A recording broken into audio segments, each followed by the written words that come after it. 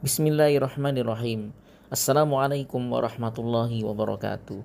Sobat Quran yang dimuliakan Allah Subhanahu wa Ta'ala, memang hal lain yang seringkali menjadi penghambat seseorang dalam menghafal Al-Quran adalah adanya rasa takut jika apa yang dihafalkannya nanti tidak dapat diamalkan. Dengan adanya rasa takut itulah kemudian tak sedikit orang yang ragu bahkan enggan menghafal Al-Quran karena mereka menganggap bahwa tanggung jawabnya sangat berat, sehingga jika memang tidak siap memikulnya maka menurut mereka lebih baik tidak usah menghafalkannya. Rasa takut itulah yang terkadang mengalahkan pengetahuan dan keyakinan mereka sendiri akan keutamaan-keutamaan yang dijanjikan oleh Rasulullah SAW yang sesungguhnya bisa mereka peroleh dengan mudah. Tak jauh berbeda dengan takut lupa hafalan. Rasa takut tidak mampu mengamalkan Al-Quran juga bisa menghampiri seseorang yang mau menghafal tetapi belum sempat memulainya. Juga bisa menghampiri seseorang yang sedang menghafal, bahkan termasuk juga menimpa mereka yang sudah selesai menghafalnya. Rasa takut tidak bisa mengamalkan Al-Quran ini sebenarnya adalah sesuatu yang positif. Hanya saja terkadang ia direspon dengan sikap yang keliru sehingga seakan-akan ia adalah sesuatu yang negatif. Padahal yang salah itu cara berpikir dan cara menyikapinya. Jika rasa takut tersebut membuat seseorang bersemangat menghafal dan menjaga hafalan Al-Qur'annya, membuatnya bersemangat mempelajari serta berusaha memahami dan mengamalkannya, maka hal ini tidak menjadi masalah karena memang demikianlah seharusnya rasa takut tersebut disikapi. Namun, jika rasa takut tersebut justru membuat seseorang tidak mau mempelajari dan menghafal Al-Quran, tidak mau berusaha memahaminya, maka tentu saja sikap ini sama sekali tidak dapat dibenarkan.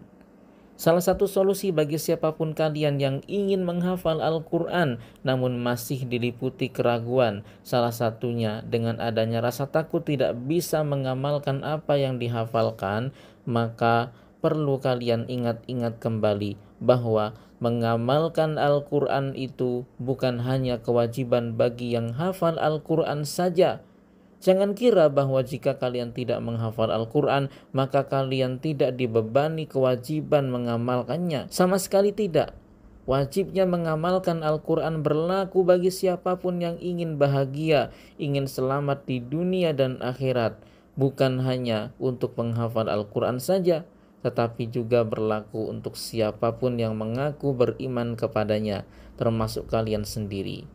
Di akhirat nanti, bukan hanya penghafal Al-Quran yang akan dimintai pertanggungjawaban atas pengamalan mereka terhadap Al-Quran, bahkan siapapun kalian pasti akan dimintai pertanggungjawabannya nanti. Perlu kalian ingat pula bahwa justru dengan menghafal Al-Quran itulah kalian akan semakin terdorong untuk dapat mengamalkannya dengan sebaik-baiknya.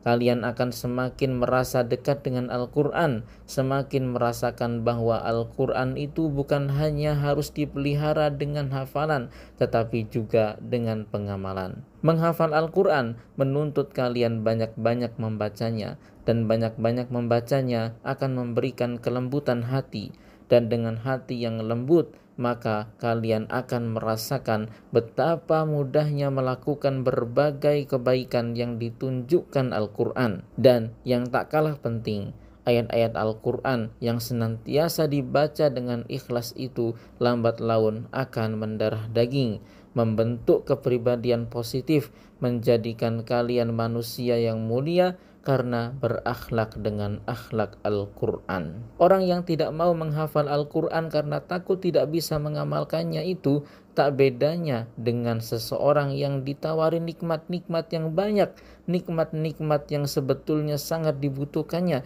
tetapi ia menolaknya mentah-mentah karena alasan takut tidak bisa mensyukurinya, takut tidak bisa memanfaatkannya dalam kebaikan.